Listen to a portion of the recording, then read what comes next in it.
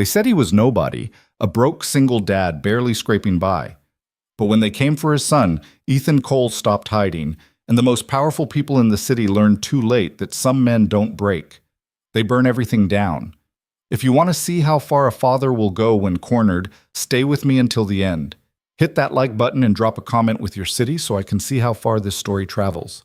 The eviction notice came on a Tuesday. Ethan Cole stood in the doorway of his apartment, staring at the paper taped to the door. Bold letters, legal language, 30 days.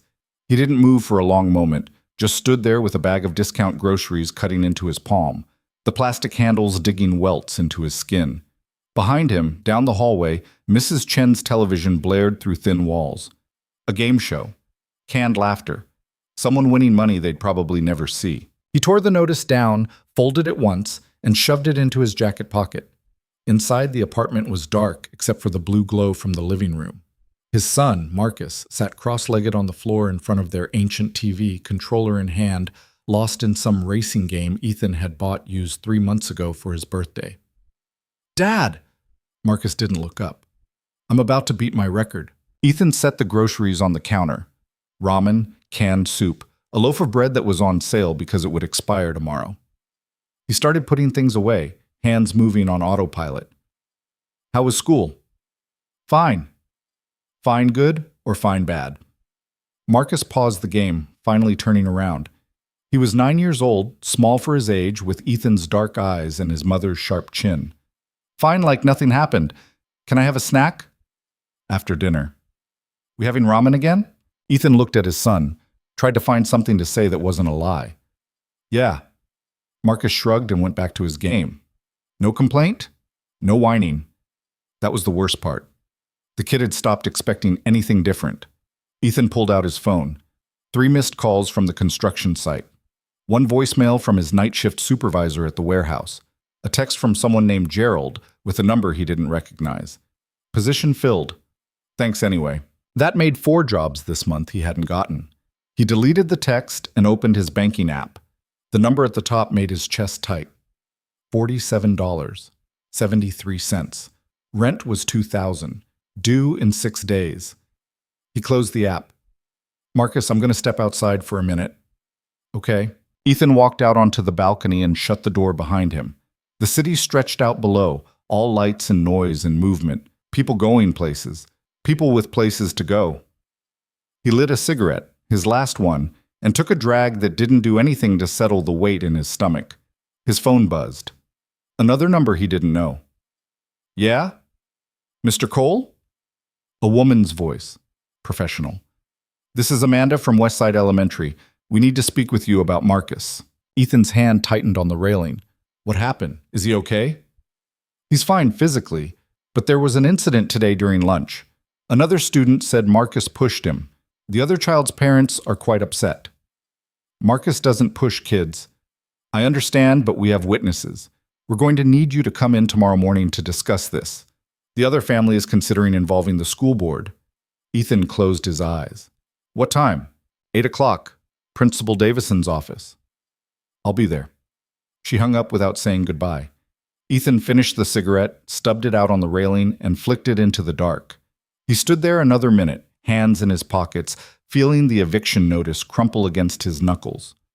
When he came back inside, Marcus was in the kitchen, pulling out a pot for the ramen. "You don't gotta do that," Ethan said. "I know, but you look tired." Ethan crossed the room and pulled his son into a hug. Marcus stiffened for half a second. 9 was too old for hugs, apparently, but then relaxed, his small arms wrapping around Ethan's waist. "Dad, you're squishing me." "Good." They ate dinner in front of the TV, some cartoon Marcus liked. Ethan didn't really watch, just sat there with his bowl, chewing mechanically. His phone buzzed again. He ignored it. "Dad?" "Yeah, bud?" "Are we going to have to move?" Ethan looked at him. Marcus was staring at his bowl, not meeting his eyes. "Why do you ask that?" "I heard Mrs. Chen talking in the hallway. She said they're kicking people out." Ethan set his bowl down. "We're not getting kicked out." "But if we did, would I have to change schools?" "You're not changing schools." Marcus nodded slowly, still not looking at him. "Okay." They finished eating in silence. That night, after Marcus went to bed, Ethan sat at the kitchen table with a stack of bills and a calculator that barely worked. He went through the numbers 3 times, trying different combinations, moving things around like a puzzle with no solution. Rent, utilities, food. Marcus's after-school program, except he'd already pulled him from that 2 months ago. The phone bill he was 2 weeks late on. The medical debt from when Marcus had that fever last winter and Ethan couldn't afford to wait had taken him to the ER anyway. No matter how he arranged it, the math didn't work. His phone buzzed. He almost didn't look, but something made him pick it up. A text from David, his supervisor at the construction site. Need to talk. Call me. Ethan stared at the screen. David never texted him. He called. He dialed. Ethan. David's voice was tight. Look, I'm going to be straight with you. Martinez says we got to let you go. The room got very quiet. What? It's not my call, man. He says we're cutting back, but David stopped. You pissed someone off? What are you talking about? Martinez got a call from someone. I don't know who, but he comes out of his office looking scared, and an hour later he tells me you're done. Effective immediately. Ethan stood up, the chair scraping loud against the floor. I've been there for 3 years, David. I've never missed a day. I know, and I told him that, but he's not budging. I'm sorry, Ethan. I really am. Who called him? He wouldn't say, but whoever it was, they've got weight, real weight. Ethan ended the call and set the phone down very carefully on the table. Then he walked to the bathroom, closed the door, and stood in front of the sink with both hands braced on the counter. He looked at himself in the mirror, unshaven, circles under his eyes, a scar on his left cheekbone from a lifetime ago he didn't like to think about. He looked like exactly what he was, a broke, tired single dad who couldn't keep a job. He turned on the faucet and splashed cold water on his face. When he came out, Marcus's door was cracked open. Ethan pushed it wider and looked in. His son was asleep, one arm hanging off the bed, mouth slightly open.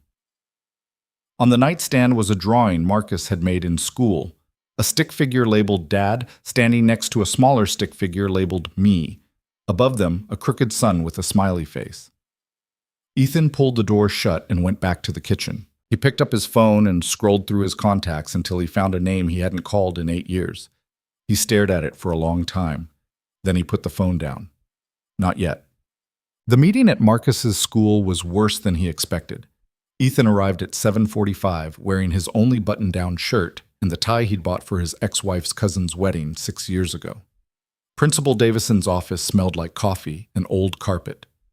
The principal herself was a severe woman in her 50s, with glasses on a chain and a look that said she'd rather be anywhere else. The other parents were already there, the Hendersons.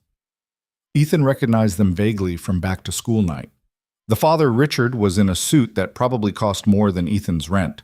The mother, Claire, wore pearls and a pinched expression. Their son, Tyler, sat between them, looking smug.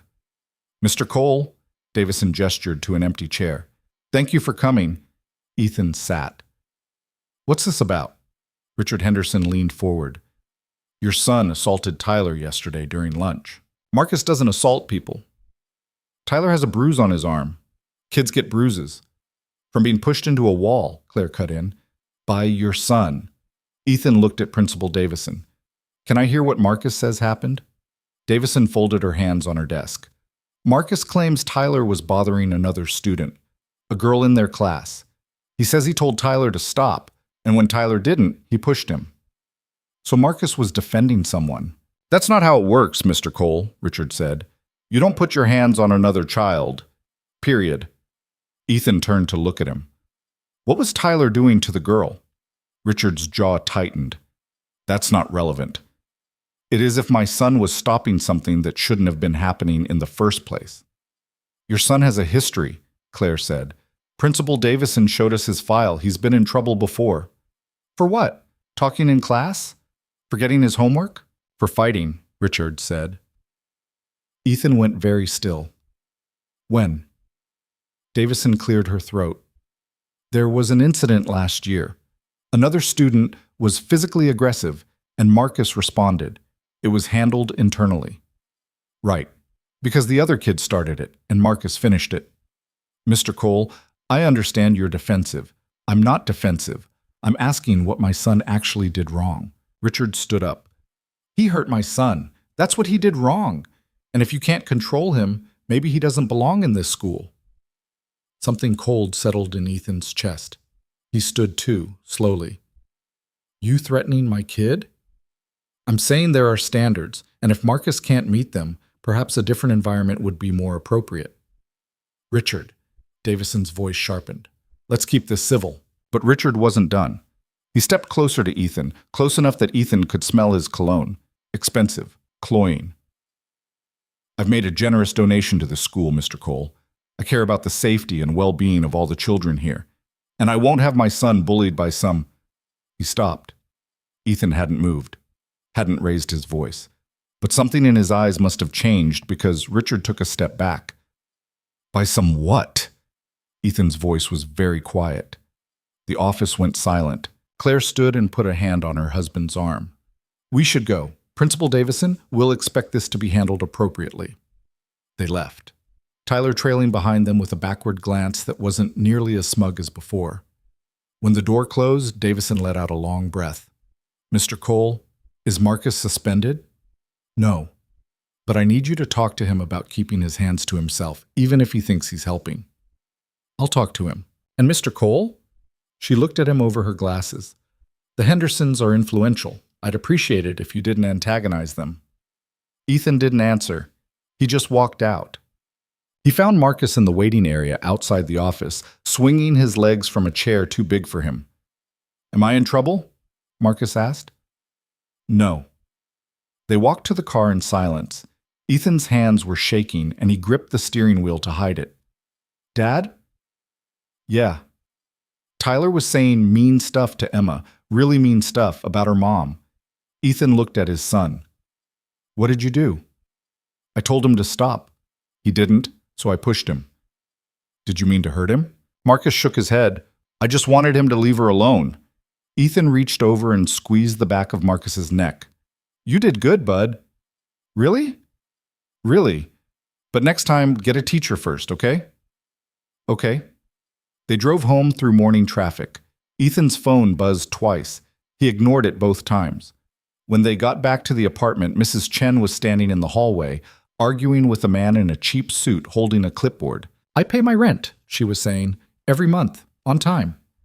Ma'am, the building's been sold, new management, new policies. What policies? You can't just kick people out? We're not kicking anyone out. We're choosing not to renew certain leases. Ethan stopped. What's going on? The man looked at him. You're in 4C? Yeah. You got your notice already. I got 30 days. Right. After that, you're out. New ownership's renovating. Upscale clientele.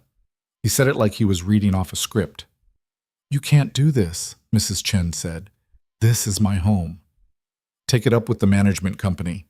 The man handed her a business card and walked past them down the hall. Mrs. Chen looked at Ethan, her eyes wet.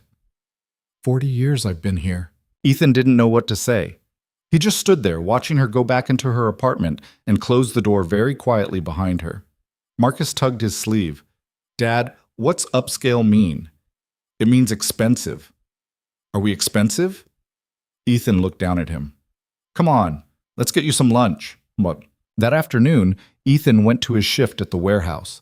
Except when he got there, his supervisor, Julie, was waiting for him at the entrance with an envelope. Don't make this harder than it is, she said. Ethan took the envelope. What is this? Final paycheck. We're letting you go. For what? Corporate decision. I don't have details. Julie, I need this job. I know. I'm sorry. She looked genuinely upset. Look, between you and me, someone made a call, someone with enough pull that regional got involved. I don't know what you did, Ethan, but you pissed off the wrong person. I didn't do anything. Then I don't know what to tell you. She went back inside. The door clicked shut behind her, locked. Ethan stood there in the parking lot, holding the envelope, feeling the world tilt slightly off its axis. He got back in his car, opened the envelope. Inside was a check for $240. 3 days' pay. His phone rang. Unknown number again. He answered. What? Ethan Cole? A man's voice this time, smooth, confident. Who's asking? My name is Brandon Hale. I'm calling about a job opportunity. Ethan almost hung up. I'm not interested. I think you will be. My sister needs help. Personal security. The pay is $1,500 a week. Cash. Ethan stopped. What's the catch? No catch. She needs someone reliable. Discreet. Your name came up. From who? Does it matter? Yeah, it does. Brandon was quiet for a moment. Let's just say you have a reputation for keeping your head down and getting things done. That's what we need. I don't do security work. You did once.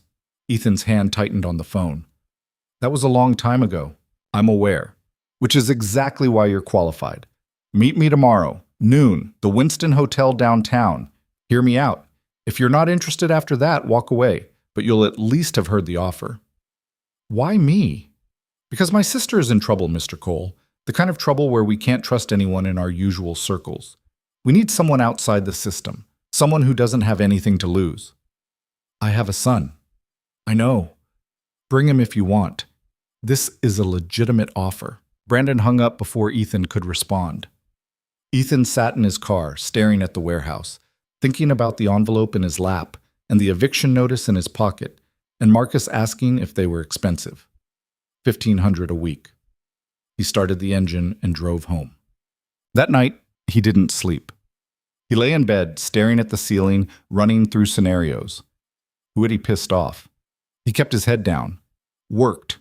Took care of Marcus. Didn't make waves. The Hendersons. The thought came to him around 3 a.m. Richard Henderson, with his expensive suit and his threats about donations and influence. But that was insane. A rich guy getting him fired from 2 jobs and evicted because his kid got pushed? That didn't make sense. Except it did. Because guys like Richard Henderson didn't just have money. They had reach, connections, and they were used to getting what they wanted. Ethan got out of bed and went to the kitchen, booted up his ancient laptop and started searching. Richard Henderson, CEO of Henderson Financial Group. Net worth estimated at $200 million. Board member at 3 hospitals, 2 universities, and the Children's Museum. Political donations to every major candidate in the last 10 years. Ethan kept scrolling. There. A photo from a charity gala 6 months ago. Richard Henderson standing next to a tall, sharp-eyed man identified as Brandon Hale.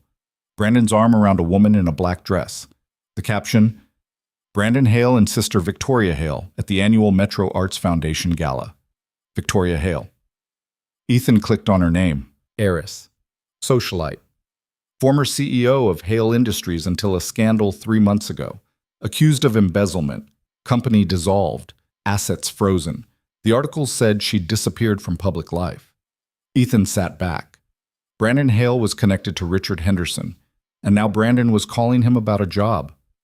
This wasn't random. He closed the laptop. At dawn, he made Marcus breakfast and got him ready for school, dropped him off with a hug that lasted too long. Dad, you're doing it again. Doing what? Being weird. Ethan smiled. Sorry, bud. I'll see you this afternoon. He drove downtown, found parking 2 blocks from the Winston Hotel, and walked the rest of the way. The lobby was all marble and gold fixtures.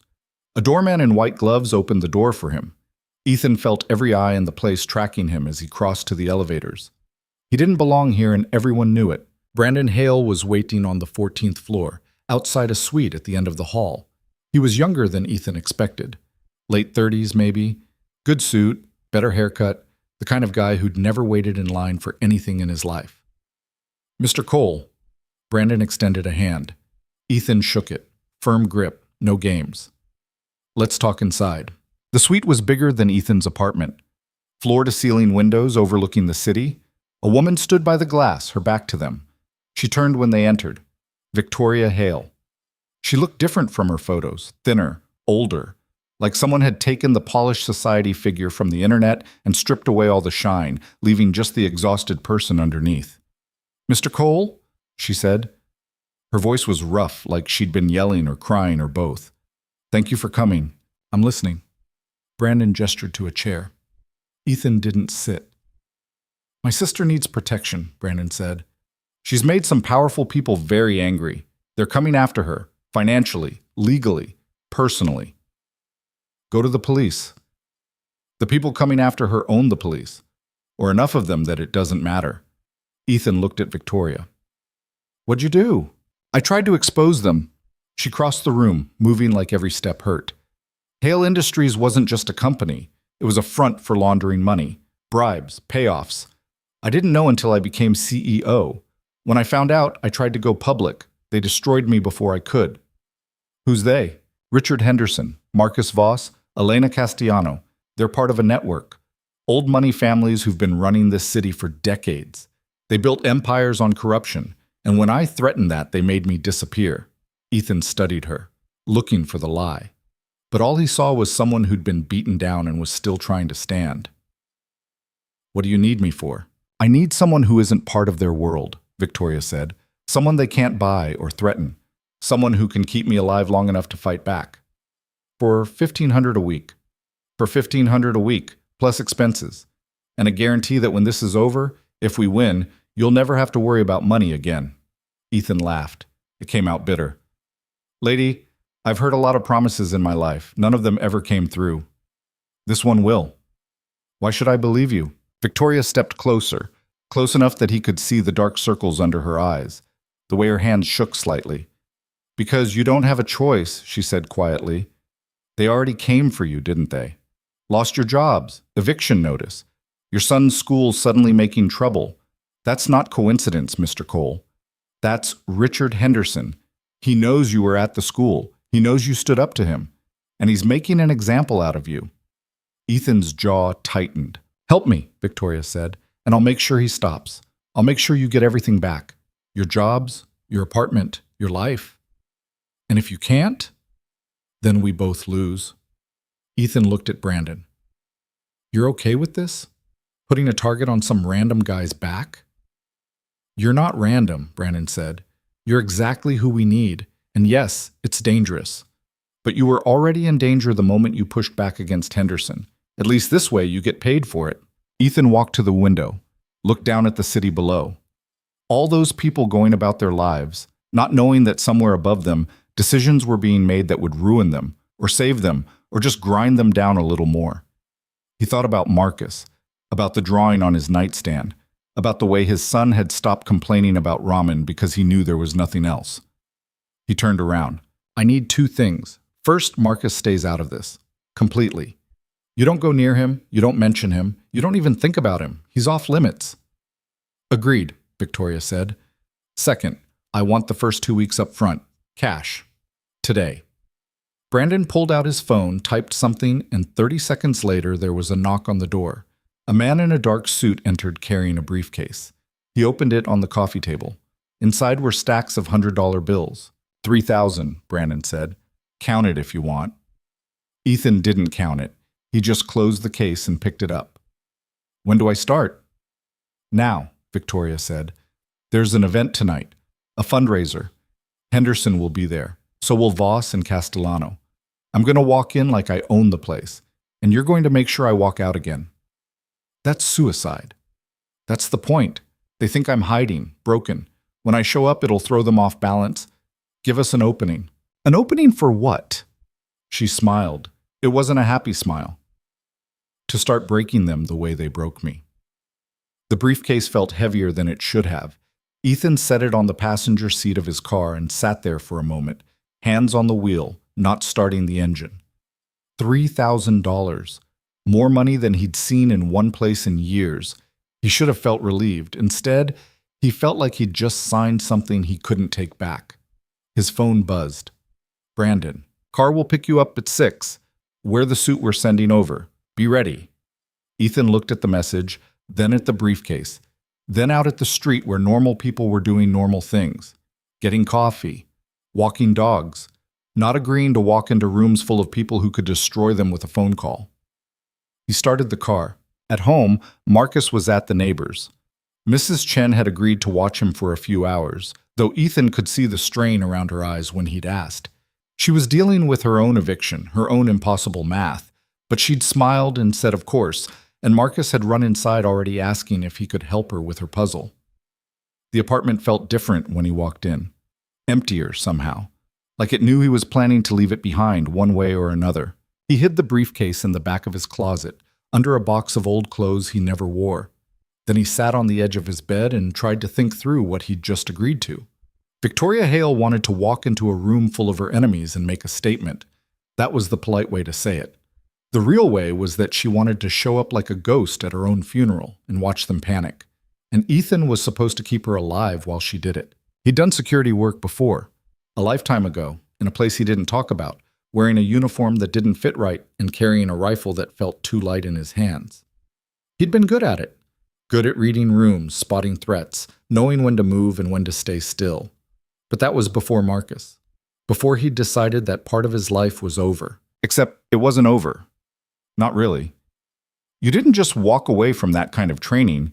It sat in your muscle memory, waiting. And now someone was paying him to remember. A knock at the door pulled him out of his head. A delivery man stood there with a garment bag and a box. Ethan Cole? Yeah. Sign here. Ethan signed. Took the bag and box inside, laid them on his bed and unzipped the bag slowly. The suit was black, expensive, the kind of thing he'd never owned in his life. He checked the label and didn't recognize the name, but the fabric felt like something that cost more than his car. In the box were shoes, a belt, a white shirt still in plastic, and a simple black tie. He tried it all on. It fit perfectly. Someone had done their homework. He looked at himself in the bathroom mirror. The suit changed him, made him look like someone else.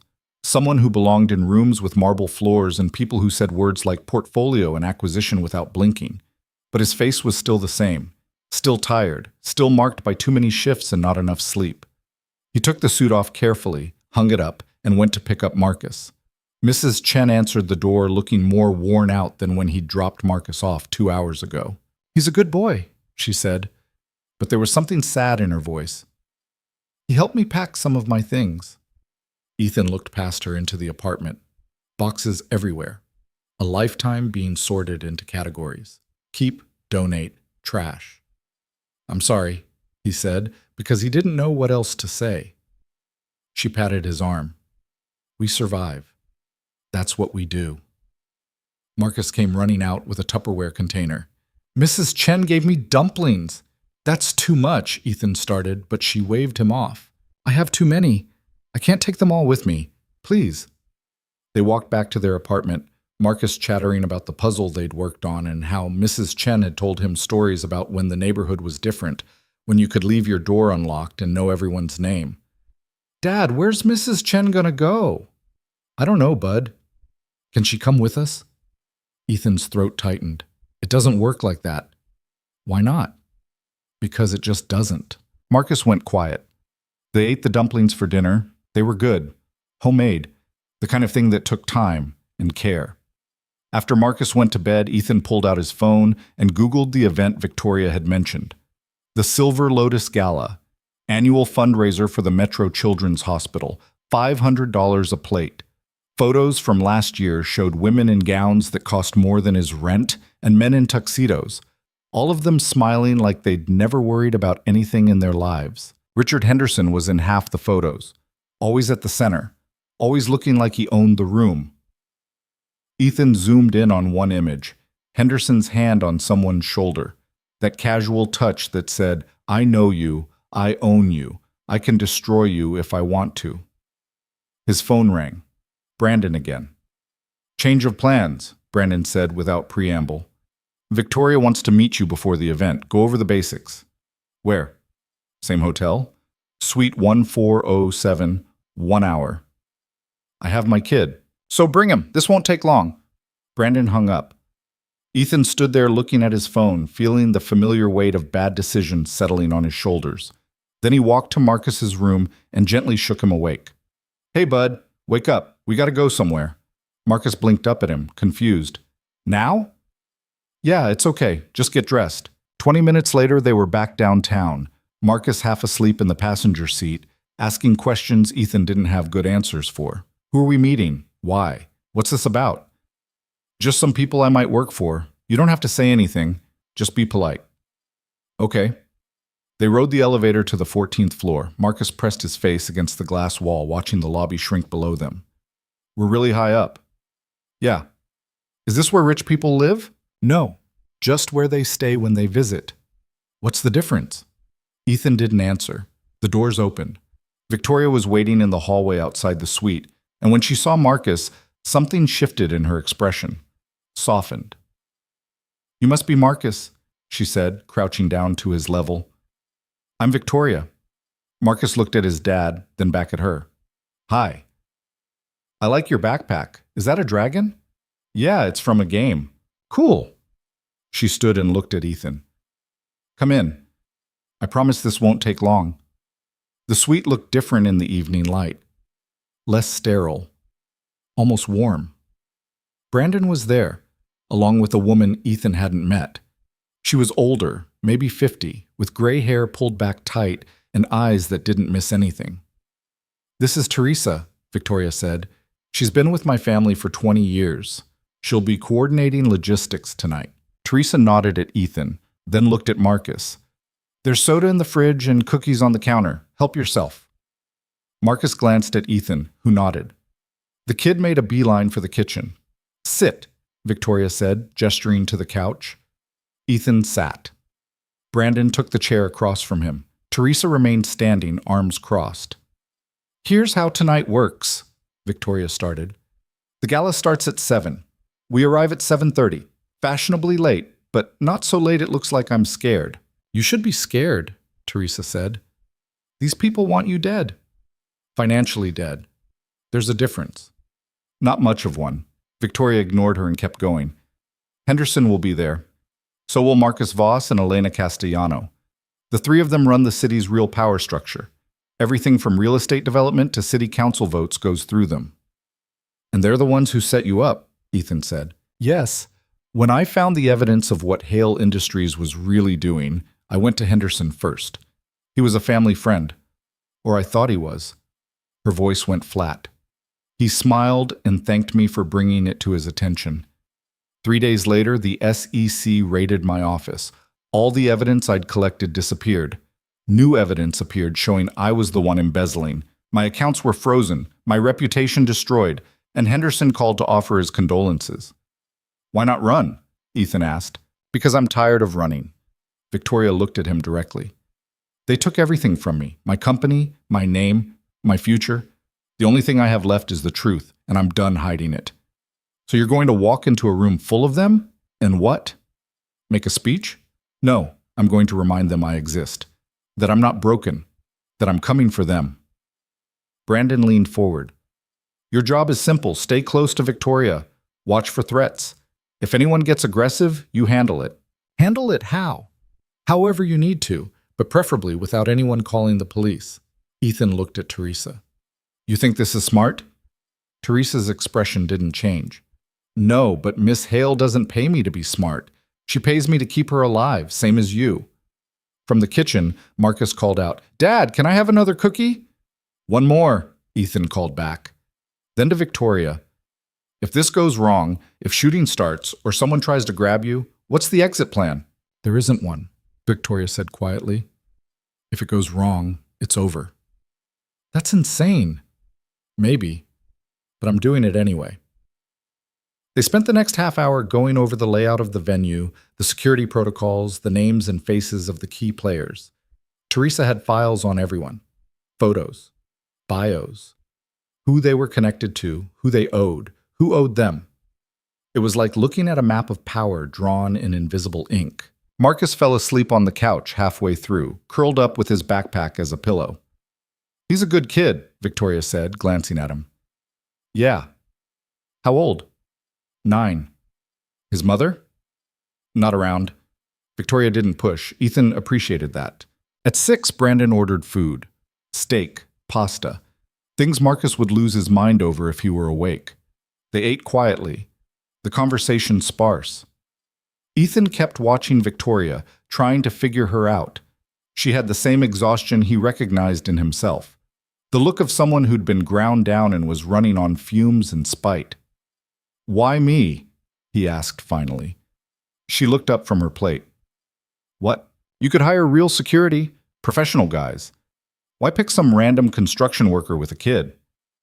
"Because professionals ask too many questions, and they talk. You don't. You don't know that. I know you pushed Richard Henderson's son to defend a little girl you didn't know. I know you lost 2 jobs and got evicted and didn't run.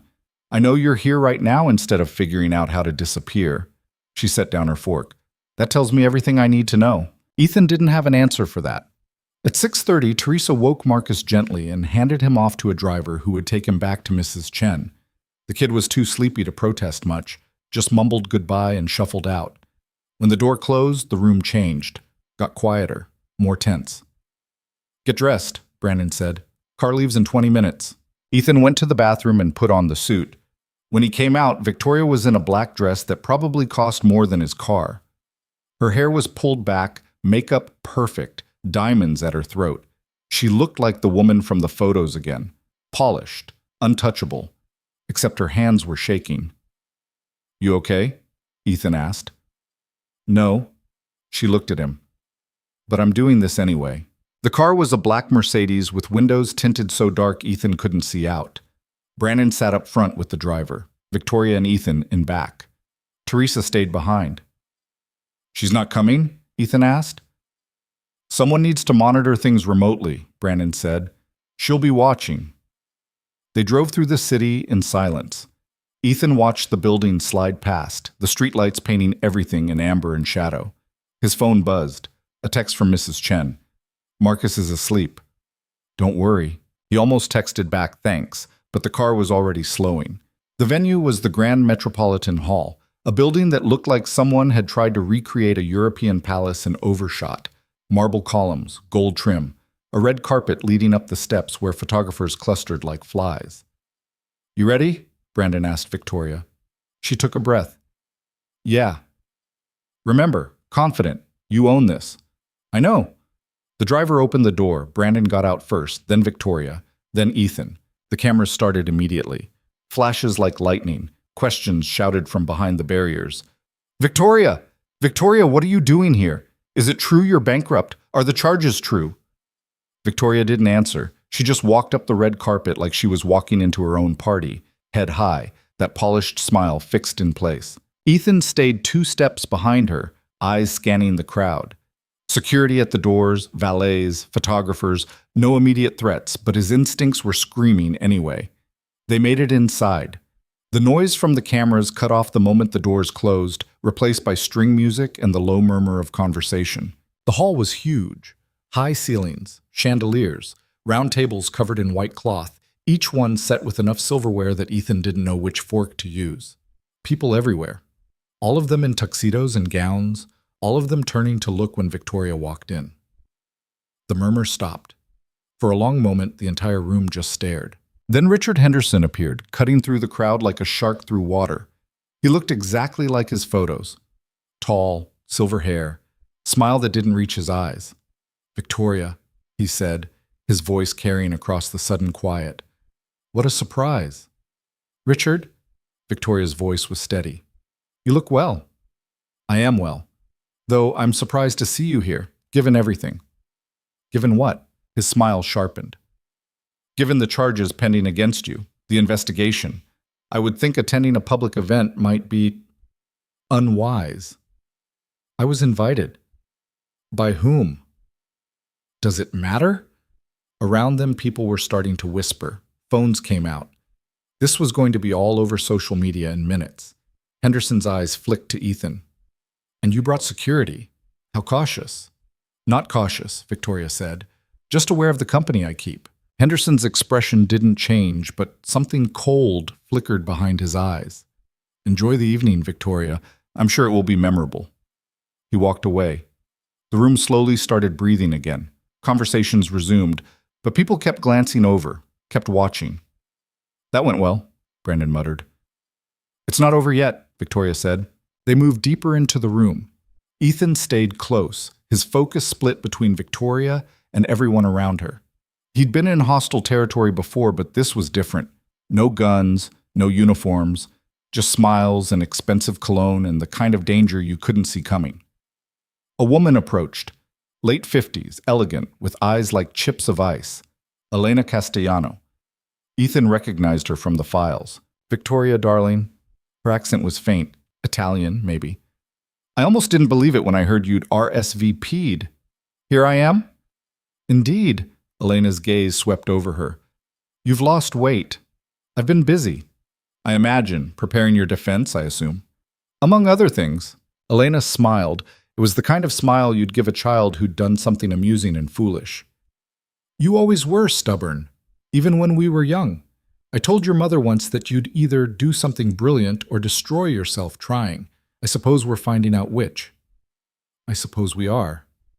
Still, Elena leaned closer, her voice dropping. There's no shame in admitting defeat, darling. Walk away. Rebuild somewhere else. These fights you're picking, they're not ones you can win. Maybe not, but I'm going to try anyway. Elena straightened, her smile fading. Then you're a fool. She walked away, her heels clicking on the marble floor. Brandon appeared at Victoria's elbow with a glass of champagne. You're making friends. That was the plan. No, the plan was to show up and leave, not poke the bears. They poked first. Across the room, Ethan saw a man watching them, tall, angular, with glasses and a look that said he was doing math in his head. Marcus Voss, the third leg of the triangle. Who's that? Ethan asked, nodding toward him. Voss, Victoria said without looking. He's the one who actually ran the operation. Henderson and Elena are the public faces. Voss is the accountant, the fixer. He makes problems disappear. Is he coming over? No, he won't approach me directly. Too careful. But Voss did something worse. He pulled out his phone, typed something, and within seconds, 3 security guards started moving toward them. We got a problem, Ethan said. The guards weren't being subtle about it. They cut through the crowd, heading straight for Victoria. Brandon saw them too. What do we do? Nothing yet, Victoria said. Let's see what they want. The lead guard stopped in front of her. Big guy. Professional. The kind who'd done this job for years and didn't get rattled easily. Ma'am, I'm going to have to ask you to leave. On what grounds? You're not on the guest list. Yes, I am. Check again. He didn't check, just stood there, waiting. I have my invitation, Victoria said, pulling it from her purse. Right here. The guard glanced at it. I'm still going to have to ask you to leave. Why? Because Mr. Voss requested it. Ethan stepped forward. Not quite between them, but close enough. She's not doing anything wrong. The guard's eyes shifted to him, sizing him up, seeing the military bearing Ethan couldn't quite hide even in a suit. Sir, this doesn't concern you. She hired me. So yeah, it does. The room had gone quiet again, everyone watching, phones out. This was going to be tomorrow's headline. Victoria touched Ethan's arm. It's fine, we're leaving. Victoria, Brandon started. We made our point. We're done. She turned and walked toward the exit, head still high, that same polished composure in place.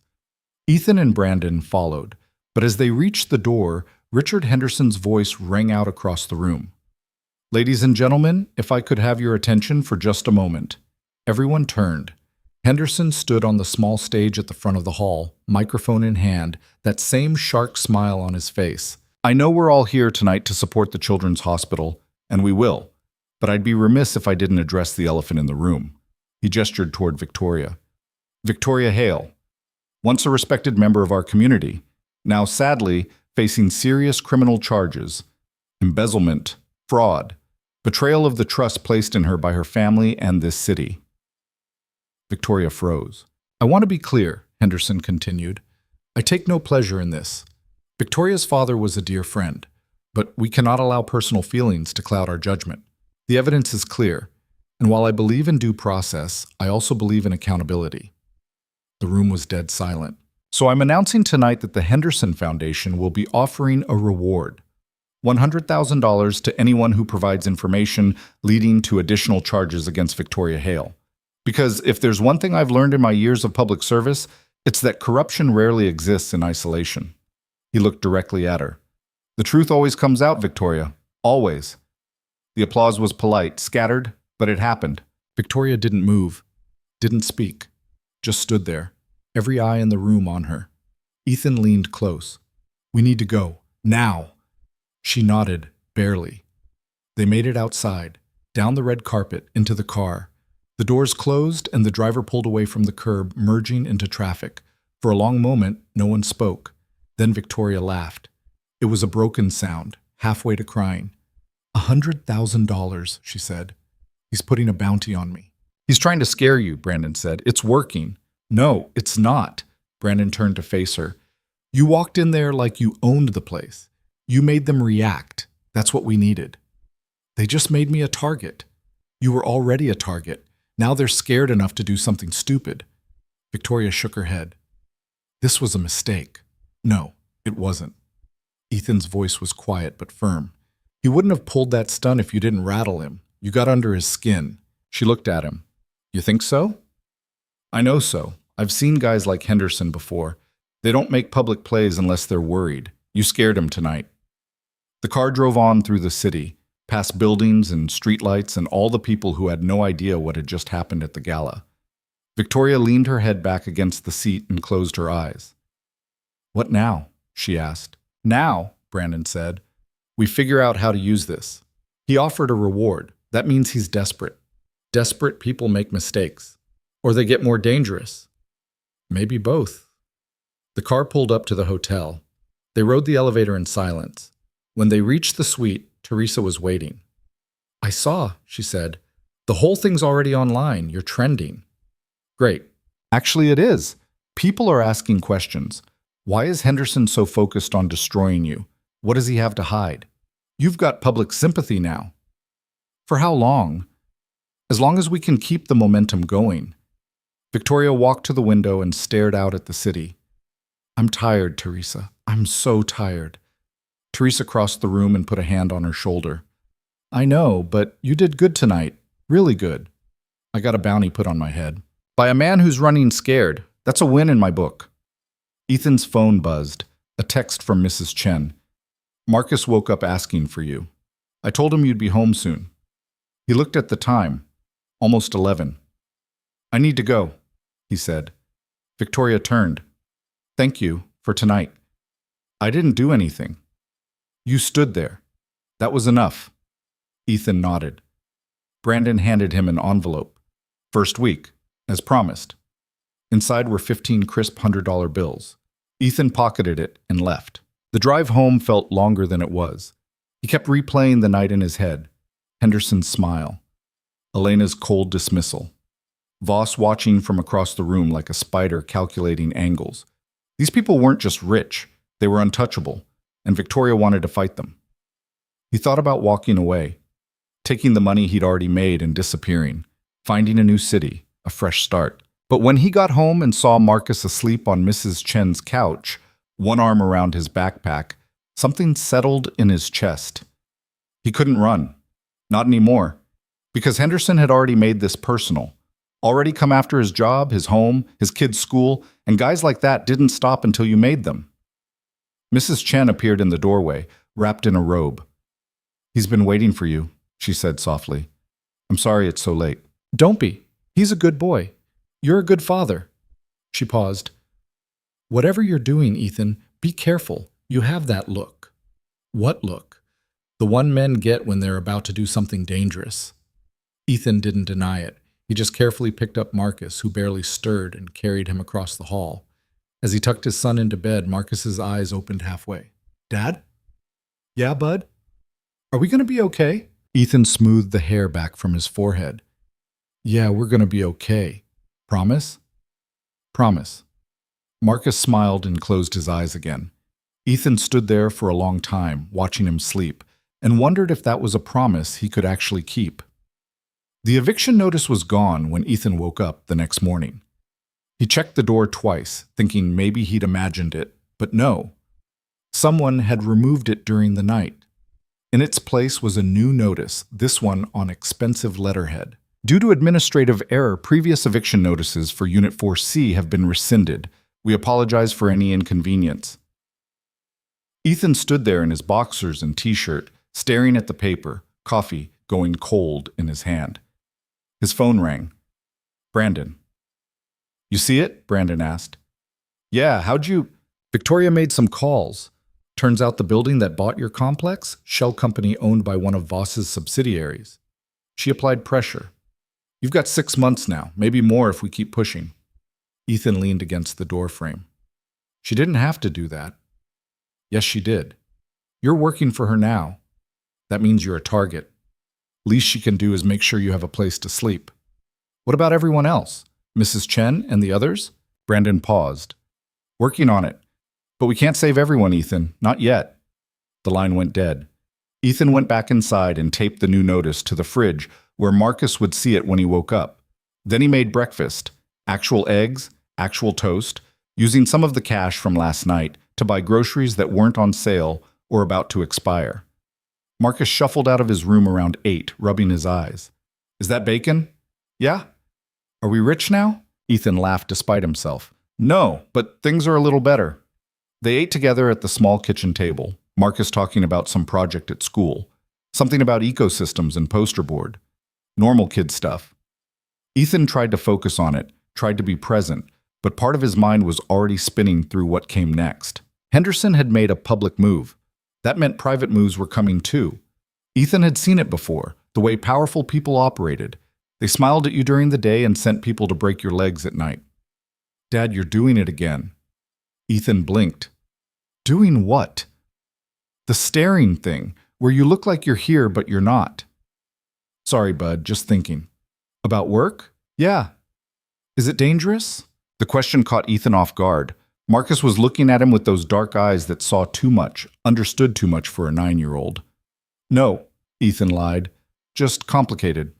Marcus nodded slowly, but Ethan could tell he didn't believe it. Kids knew when you were lying. They just usually let you get away with it. After breakfast, Ethan walked Marcus to school. The morning was cold, the kind of October morning where you could see your breath and the leaves were starting to turn. Normal people were doing normal things, waiting for buses, walking dogs, getting coffee from the cart on the corner. At the school gates, Marcus turned to him. Dad? Yeah? Be careful, okay? Ethan crouched down to eye level. I'm always careful. I know, but like extra careful. I will, promise. Marcus hugged him quickly, then ran off toward his friends without looking back.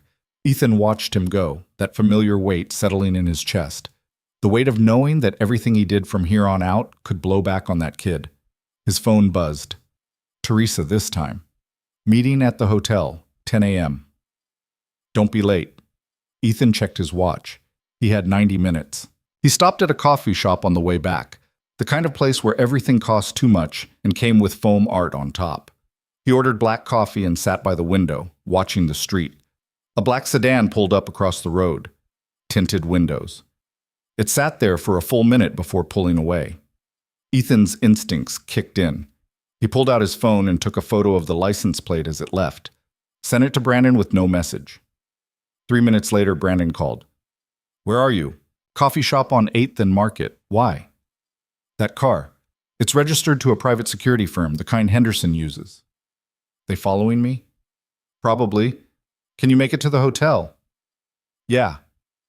Do it. And Ethan? If they try to stop you, don't engage, just call me. The line went dead again. Ethan finished his coffee slowly, paid, and walked out. The sedan was back, parked half a block down now, definitely following. He walked toward the hotel, taking the long route, cutting through side streets and alleys, testing them. The sedan stayed back but never lost him. Professional work, these weren't amateurs. At the hotel, he went straight to the 14th floor. The sedan stayed outside. Victoria was waiting in the suite, looking worse than she had the night before. No makeup, hair pulled back in a messy knot. She'd been crying. What happened? Ethan asked. Brandon answered from across the room. Someone leaked her location. We had 3 reporters show up at 6 this morning, and that's not the worst part. He turned on the TV. The morning news was running a story. Victoria's photo on screen next to a graphic that said, Heiress Scandal Update. The anchor's voice was smooth, professional. New allegations this morning against Victoria Hale, who appeared at last night's Silver Lotus Gala amid ongoing criminal investigations. Sources tell us federal prosecutors are now looking into possible tax evasion and money laundering charges dating back 5 years. That's not true, Victoria said, her voice raw. None of that is true. Doesn't matter, Teresa said from her laptop in the corner. It's out there now, and Henderson's people are pushing it hard. They've got bots amplifying it on social media. By noon, half the city will think you're a criminal. Ethan sat down on the arm of the couch. So what's the play? We fight back, Brandon said. We have evidence. Documents Victoria pulled before they shut her out. Proof that Henderson and the others were using Hale Industries as a front. Then release it. It's not that simple. The evidence is on a hard drive, encrypted, and Victoria's lawyer has it. So get it from the lawyer. Victoria laughed, bitter. My lawyer dropped me 2 days ago. Said representing me was a conflict of interest. He won't return my calls. Where's the drive? His office safe, downtown, 4th and Lexington. Ethan looked at Brandon. You thinking what I'm thinking? We're not breaking into a law office. Why not? Because that's illegal, for one. And because if we get caught, it proves everything Henderson's saying about Victoria. And if we don't get the evidence, Henderson wins anyway. The room went quiet. Teresa closed her laptop.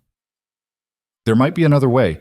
The lawyer's name is David Kessler. He's been Victoria's family attorney for 15 years. He didn't want to drop her. He was forced to. By who? Ethan asked. By his firm, and the firm is owned by a holding company. Want to guess who sits on the board? Let me guess. Marcus Voss. Close. Elena Castellano. Victoria stood up and walked to the window. So they own my lawyer. They own my evidence. What am I supposed to do? We make Kessler give it back, Ethan said. He won't. He will if we give him a reason to. Brandon shook his head. You can't threaten an attorney. That's how you end up in jail. I'm not talking about threats. I'm talking about leverage. Teresa's eyes narrowed. What kind of leverage? The kind that makes him more scared of us than he is of Elena Castellano. Brandon pulled out his phone. I'll see what I can dig up on Kessler. If he's got skeletons, we'll find them. I can help, Teresa said. I've got contacts. Victoria turned from the window. You really think this will work? Ethan met her eyes. I think sitting here waiting for them to destroy you isn't working, so yeah, we try this. What's the worst that happens? We all end up in prison. Better than ending up dead. She almost smiled. Almost. They spent the next 3 hours going through everything they could find on David Kessler. His background, his clients, his financials. Brandon had access to databases Ethan didn't ask about, and Teresa had contacts who could pull records that probably shouldn't have been accessible. By 1 in the afternoon, they had a picture. Kessler was clean. Too clean. No gambling debts, no affairs, no secret accounts. He paid his taxes on time, donated to charity, coached his daughter's soccer team. There's nothing here, Brandon said, frustrated. Everyone has something, Teresa muttered, scrolling through more files. Ethan stood up and walked to the window. Down below, the black sedan was still there. 2 men inside now, visible through the windshield. What about his clients? Ethan asked. What about them? You said he's a family attorney. That means he handles estates, trusts, all that stuff. What if one of his clients is dirty? Teresa stopped scrolling, looked up at him. That's actually smart. Don't sound so surprised. She pulled up a new screen. Kessler's client list is sealed, but I can cross-reference his firm's public filings with known investigations. Her fingers flew across the keyboard. Here. 3 months ago, one of his clients, Gerald Mathis, was investigated for fraud. The case got dropped when key evidence disappeared. Let me guess, Victoria said. Evidence that was in Kessler's possession. Maybe. But we can't prove it. Ethan thought for a moment. We don't have to prove it. We just have to make Kessler think we can. Brandon caught on. We bluff. Tell him we've got evidence he obstructed justice. See if he breaks. He's a lawyer, Victoria said. He'll call our bluff. Not if we make it convincing enough. Teresa was already typing again. I can create documentation, emails, memos, make it look like we've got sources inside the DA's office. Won't hold up to real scrutiny, but for a quick bluff, it might work. How fast can you put it together? Brandon asked. Give me 2 hours. Do it. While Teresa worked, Ethan went down to the lobby and bought a sandwich from the cafe. He sat in a corner booth where he could watch the entrance. The sedan was still outside. The 2 men hadn't moved. His phone rang, unknown number. He almost didn't answer, but something made him pick up. Mr. Cole. A woman's voice, smooth, confident. My name is Elena Castellano. I believe you know who I am. Ethan's hand tightened on the phone. What do you want? To have a conversation, face to face. There's a bench in Memorial Park near the fountain. Be there in 30 minutes. Come alone. And if I don't? Then Marcus has a very unfortunate accident at school. Nothing fatal, of course. Children are so clumsy, but enough to make a point. The line went dead. Ethan sat very still, rage building in his chest like a physical thing. He forced himself to breathe, to think. Then he called Brandon. Elena just called me. She threatened Marcus. What? Brandon's voice went sharp. What did she say? Ethan told him. You can't go, Brandon said immediately. It's a trap. She threatened my kid. I know. And that's exactly why you can't go. She's trying to provoke you, get you to do something stupid. What am I supposed to do? Ignore it? No, we handle it smart. Brandon paused. I'll send people to the school, extra security. Marcus will be safe, but you need to stay focused. Don't give them what they want. Ethan wanted to argue, wanted to drive straight to the school and pull Marcus out, take him somewhere safe, somewhere far away from all of this. But he knew Brandon was right. Fine, he said finally, but if anything happens to him, nothing will, I promise. Ethan hung up and sat there, staring at his sandwich, appetite gone. 20 minutes later, he went back upstairs. Teresa had the documents ready. They looked real, official letterhead, legal language, enough to scare someone who wasn't looking too close. We need to move fast, she said. Kessler's office closes at 5. If we're doing this, it has to be today. How do we approach him? Victoria asked. We don't, Ethan said. I do. Why you? Because I'm the one he won't expect. You walk in there, his assistant calls security before you're through the door. Brandon, same thing. But me? I'm nobody. Just some guy asking to see his lawyer. Brandon nodded slowly. It could work, but you'll need a story, a reason for being there. I'll figure it out. Here. Teresa handed him the folder. Everything you need is in here, documents, a thumb drive with more files. Make it look real. Ethan took it. What if he still won't give up the hard drive? Then we're out of options, Victoria said quietly, and Henderson wins. The law office was in a building that tried too hard to look important. All glass and steel and a lobby with a sculpture no one understood. Ethan walked in wearing his suit from the night before, the folder under his arm, trying to look like he belonged. The receptionist was young, friendly. Can I help you? I'm here to see David Kessler. Do you have an appointment? No, but it's urgent. It's about the Mathis case. Her smile faltered slightly. I'm sorry, Mr. Kessler doesn't discuss client matters without... Tell him Gerald Mathis sent me. He'll understand. She hesitated, then picked up the phone, spoke quietly into it, hung up. He'll see you. 5th floor, suite 502. Ethan took the elevator up, heart pounding harder than it should have been. This wasn't combat. No one was shooting, but the stakes felt just as high. Kessler's office was exactly what he expected. Wood paneling, expensive furniture, diplomas on the wall. The man himself sat behind a desk that probably cost more than Ethan's car, looking calm and in control. Mr. Cole, is it? Kessler gestured to a chair. My assistant said this is about Gerald Mathis. It is. Ethan sat down and set the folder on the desk. I'm working with the district attorney's office. We're reopening the investigation. Kessler's expression didn't change. I wasn't aware the DA was pursuing that case. They weren't, until new evidence came to light. Ethan opened the folder. Evidence that suggests key documents went missing from your office right before the case was dismissed. That's a serious accusation. It's a serious crime, obstruction of justice, destroying evidence. You could be disbarred, or worse. Kessler leaned back in his chair, studying Ethan. You're not with the DA's office. No? No, because if you were, you'd have a badge and a warrant.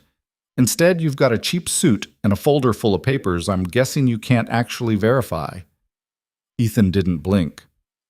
You willing to bet your career on that?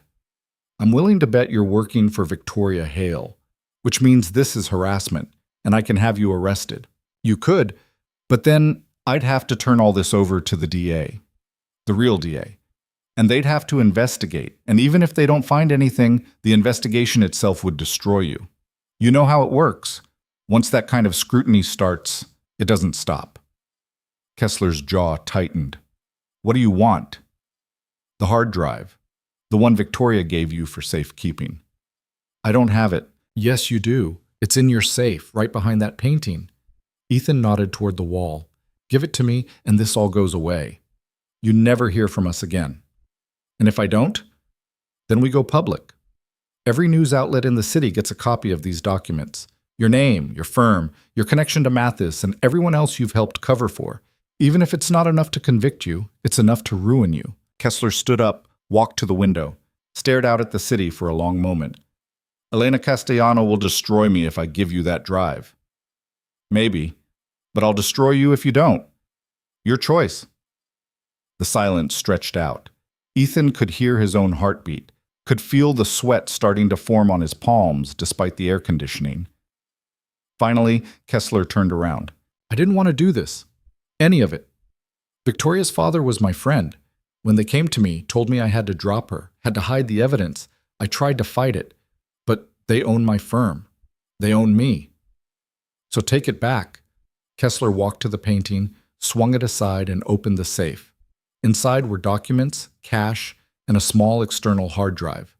He pulled it out and held it for a moment like he was weighing his options one last time. Then he handed it to Ethan. Tell Victoria I'm sorry for all of it. Ethan took the drive. You could still help her, testify, be a witness. I have a family, Mr. Cole, a daughter. They've already made it clear what happens if I talk. Then don't talk. Just don't get in our way. Kessler nodded slowly. I can do that. Ethan stood up. One more thing. The files in your system, emails, records, anything that connects Victoria to what Henderson's accusing her of. Delete it. I can't do that. It's evidence. It's fabricated evidence, and you know it. Kessler looked at him for a long moment, then sat down at his computer. His fingers moved across the keyboard. A progress bar appeared. Files deleting. When it finished, he looked up. We're done here. Ethan walked out without another word. In the elevator going down, he let out a breath he didn't know he'd been holding. The hard drive felt heavy in his pocket, heavier than it should have been. Outside, the black sedan was gone, but a different car was there now. Silver. 2 people inside. Ethan walked past it, headed for the subway. The car didn't follow. He took 3 different trains, backtracking twice, making sure he wasn't being tailed. By the time he got back to the hotel, it was almost dark. Victoria was pacing when he walked in. She stopped when she saw him. Did you get it? Ethan pulled out the hard drive and set it on the table. For a moment, nobody moved. Then Brandon grabbed it, plugged it into his laptop, and started typing. It's encrypted, he muttered. But I know Victoria's system. Give me a minute. They waited in silence. Teresa stood behind Brandon, watching the screen. Victoria sat down on the couch, looking like she might throw up. Got it, Brandon said finally. The screen filled with files, documents, spreadsheets, emails, years of data. Victoria stood up and walked over, started scrolling through it. Her hands were shaking. This is everything, she whispered. All of it. The offshore accounts, the shell companies, every transaction they tried to hide. She looked up at Ethan. This proves it. Proves they were using my company to launder money. Proves I had nothing to do with it. So we go public, Ethan said. Not yet, Teresa cut in. If we release this now, they'll claim it's forged, planted. We need to verify it first. Get independent confirmation. How long will that take? Days? Maybe a week? We don't have a week, Victoria said. Henderson's already building his case. Every day we wait, he gets stronger. And every day we rush, we risk blowing our only shot, Teresa countered. We do this right, or we don't do it at all. Ethan's phone buzzed. A text from Brandon's security team at Marcus's school. All clear. No incidents. Kids safe. He showed it to Brandon, who nodded. Elena was bluffing, Brandon said, trying to get you rattled. It worked. Yeah, but you didn't break. That's what matters. Ethan sat down, suddenly exhausted. The adrenaline from the last few hours was draining away, leaving just the weight of everything they still had to do. Victoria came over and sat next to him. Thank you. For today. For getting the drive. Don't thank me yet. We still have to figure out how to use it without getting killed. She laughed quietly. You're a pessimist. I'm a realist. There's a difference? Sometimes. They sat there for a moment in comfortable silence. Outside, the city lights were coming on, one by one, like stars appearing in reverse. Can I ask you something? Victoria said. Sure. Why are you really doing this? It's not just the money. Ethan thought about it, about Marcus sleeping in his bed, trusting that his dad would keep him safe, about Mrs. Chen packing up 40 years of her life into boxes, about all the people Henderson and his friends had crushed without thinking twice. Because guys like Henderson think they can do whatever they want, and maybe they can, but someone has to make them work for it. Victoria nodded. That's a good answer. It's the truth. His phone rang. Unknown number again. He answered, ready for Elena or Henderson or whoever else wanted to threaten him. But it was a different voice. Male, young, scared. Mr. Cole? This is Tyler Henderson, Richard Henderson's son. I need your help. Ethan sat up straight. What? My dad, he's planning something bad. I heard him on the phone tonight. He's going after Victoria Hale's brother, tomorrow. I don't know what exactly, but he said it would send a message. Why are you telling me this? Tyler's voice broke. Because what my dad's doing is wrong, and I'm scared. I'm scared of what he's become. The line went dead. Ethan looked at the others. They'd all heard enough to understand. We need to warn Brandon, Victoria said, her face pale. Now! But before anyone could move, the suite's door burst open, and everything changed. Brandon Hale stumbled through the doorway, blood running down the side of his face from a cut above his eye.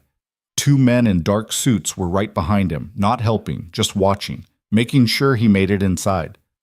Brandon! Victoria rushed toward him, but Teresa grabbed her arm, holding her back. One of the men stepped forward.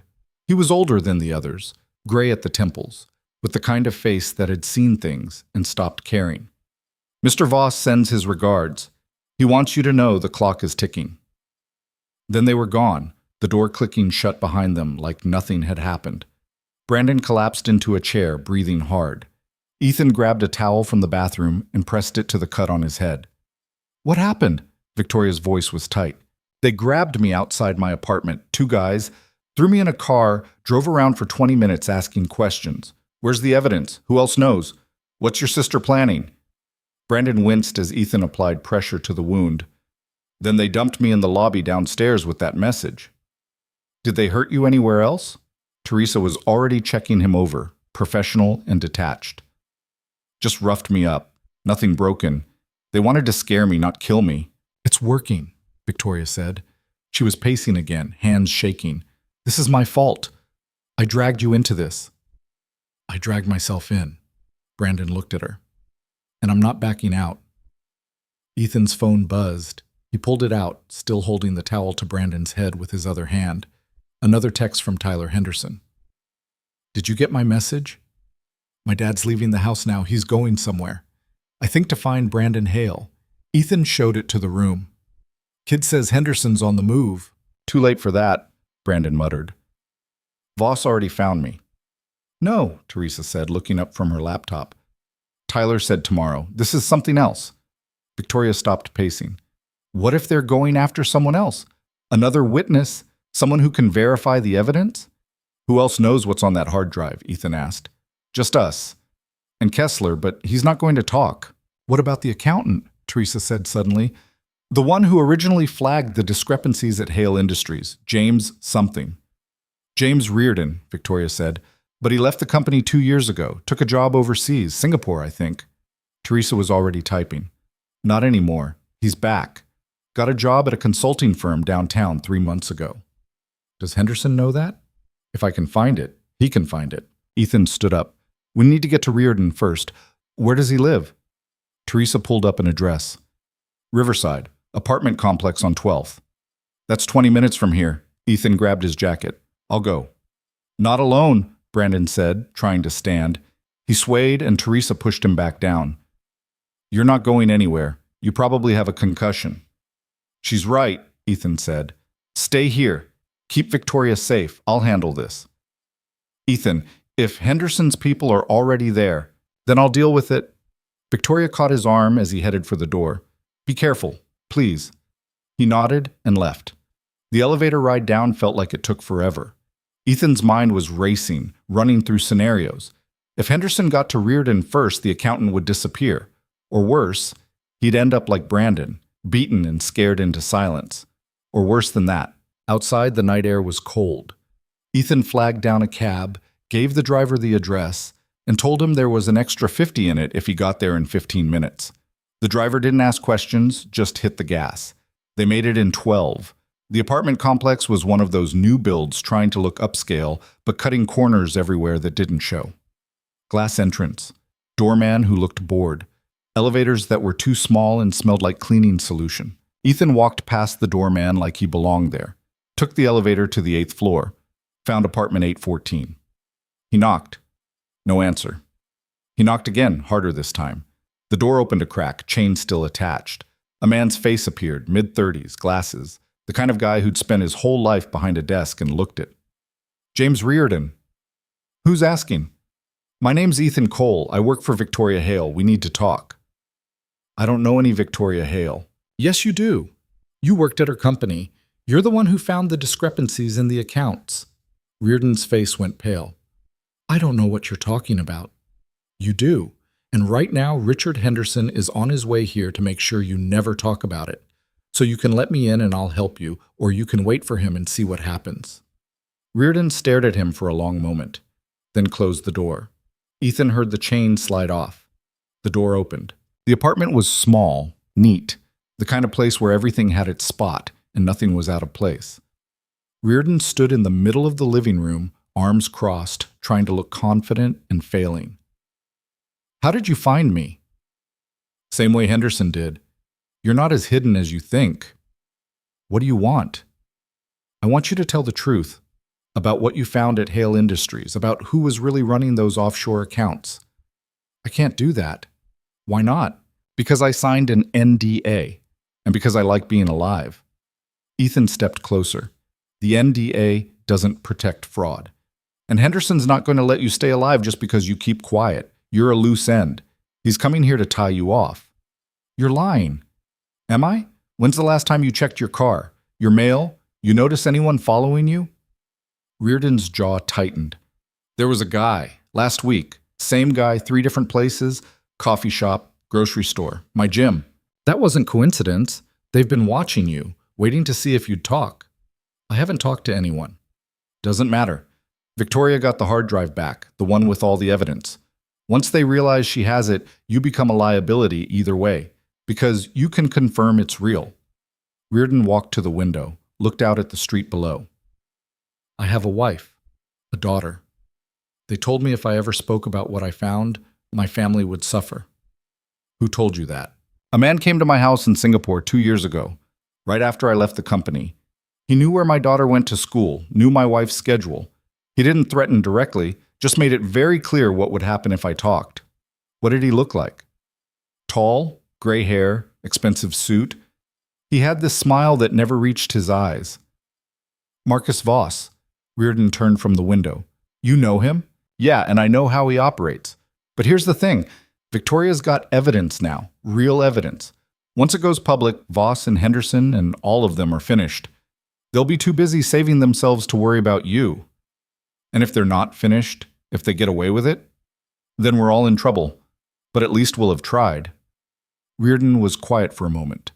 Then he walked to a bookshelf, pulled out a thick book, and removed a USB drive that had been taped inside the cover. I made a copy of everything I found. Account numbers, wire transfers, shell company registrations. I told myself I'd never use it, that it was just insurance. He held the drive, turning it over in his hands. But I've been carrying it with me everywhere for 2 years, sleeping with it under my pillow. Like somehow if I kept it close, I'd be safe.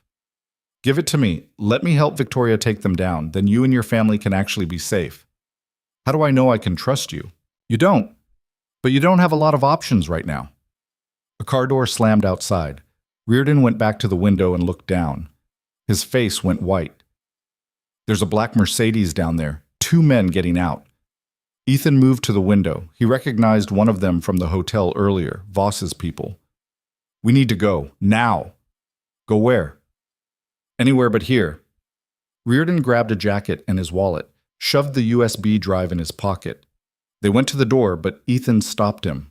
Fire stairs. End of the hall. They moved fast but quiet. Behind them, Ethan heard the elevator ding, heard footsteps in the hallway. The fire stairs were concrete and metal, cold and echoing every sound. They took them two at a time, Reardon breathing hard, not used to running. At the ground floor, Ethan cracked the door open. The lobby was clear, but the Mercedes was still visible through the front windows. "Is there another exit?" Reardon nodded. "Parking garage, this way." They cut through the garage, past rows of cars. Reardon's hands were shaking so hard, he dropped his keys twice trying to unlock his Toyota. "Get in," Ethan said. Reardon drove. His hands were tight on the wheel, knuckles white. In the rearview mirror, Ethan watched the building recede. No one followed. Not yet. "Where are we going?" "The Winston Hotel, downtown. Victoria's there." "I don't want to see her. I don't want to be involved in any of this." "You're already involved.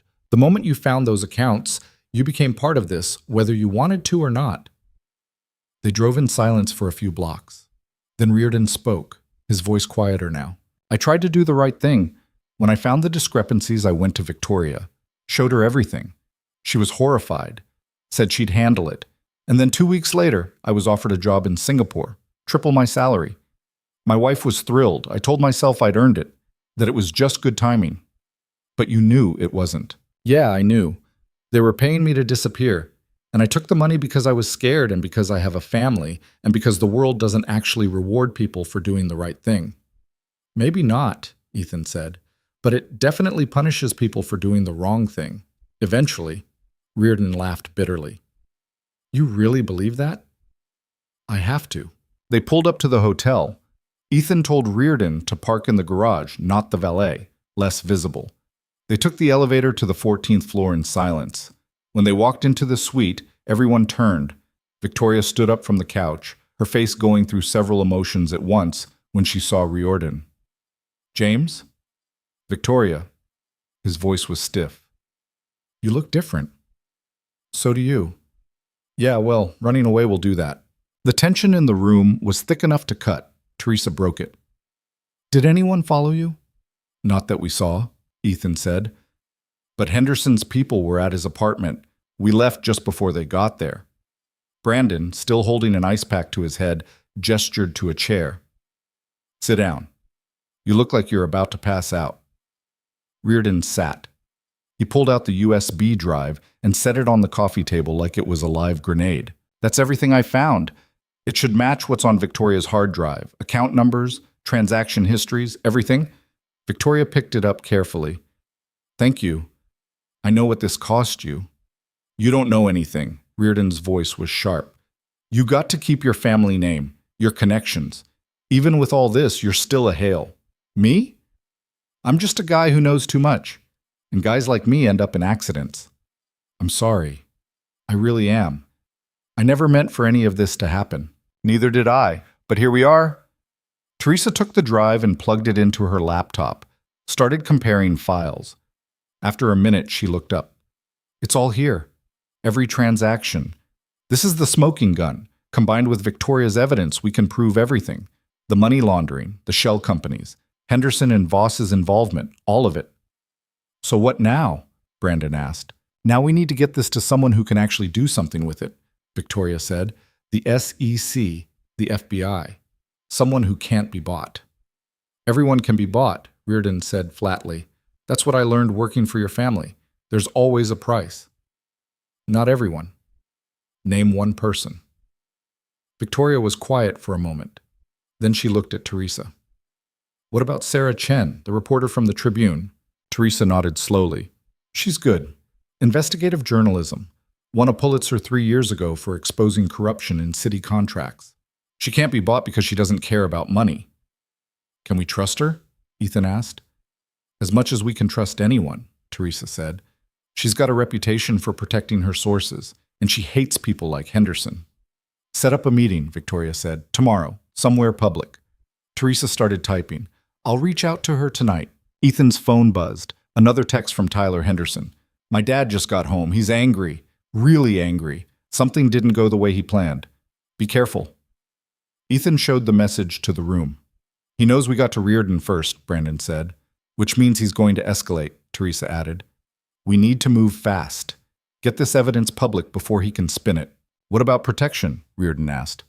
For my family. You said once this goes public, we'd be safe. But what about before that? What about tonight? We can put you in a hotel, Brandon said. Different one. Get your wife and daughter there too. Keep you all together until this is over. And then what? We just go back to our lives, pretend none of this happened? You'll have to testify, Victoria said quietly. When this goes to trial, you'll be a witness. Reardon put his head in his hands. My life is over. Your life is just starting, Victoria said. For the first time in 2 years, you won't have to look over your shoulder. Easy for you to say. No, it's really not. Ethan stepped in. We should move Reardon's family tonight, right now, before Henderson figures out where they are. They're in Singapore, Reardon said. My wife took our daughter back there last month, visiting her parents. Then they're safe for now, Teresa said, but we should still get you somewhere secure. They set Reardon up in a different hotel across town, a chain place that didn't ask questions if you paid cash. Brandon arranged for security, 2 guys who looked like they could handle themselves if Henderson's people came looking. By the time everything was arranged, it was past midnight. Ethan sat on the couch in Victoria's suite, exhausted, feeling the weight of the last few days settling into his bones. Victoria sat down next to him. You should go home, get some sleep, see your son. I should, but he didn't move. But you won't. Not yet. She smiled faintly. You know, when Brandon first suggested hiring you, I thought he was crazy. No offense. None taken. But you've been exactly what I needed. Someone who doesn't care about the politics, who just does what needs to be done. I care about the politics, Ethan said. I just care more about making sure people like Henderson don't get away with destroying lives. Why? What did someone like Henderson do to you? Ethan was quiet for a long moment. Then he spoke, his voice low. When Marcus was 3, his mother left. Just walked out one day while I was at work. No note. No explanation. I came home and she was gone. Kid was sitting in his crib crying, diaper needed changing. I had no idea what to do. Victoria didn't say anything, just listened. I was working security for this private firm at the time, rich clients. One of them was a guy named Patterson, real estate developer. I did a job for him, some event security thing, and he seemed impressed, offered me a full-time position, good money, benefits, everything I needed to take care of Marcus. What happened? I worked for him for 6 months. Then I found out what he was really doing, using my security clearances to move illegal weapons, selling them to whoever had the cash.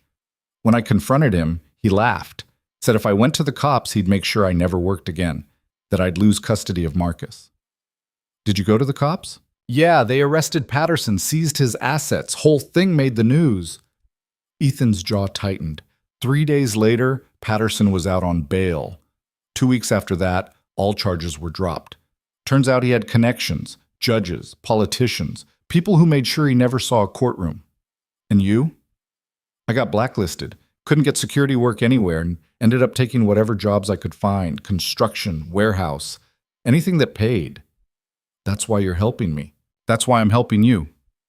They sat in silence for a moment. Then Victoria's phone rang. Teresa. The reporter agreed to meet. Tomorrow afternoon, 2 o'clock, Lincoln Park, by the duck pond. Public enough? Brandon asked. Public enough.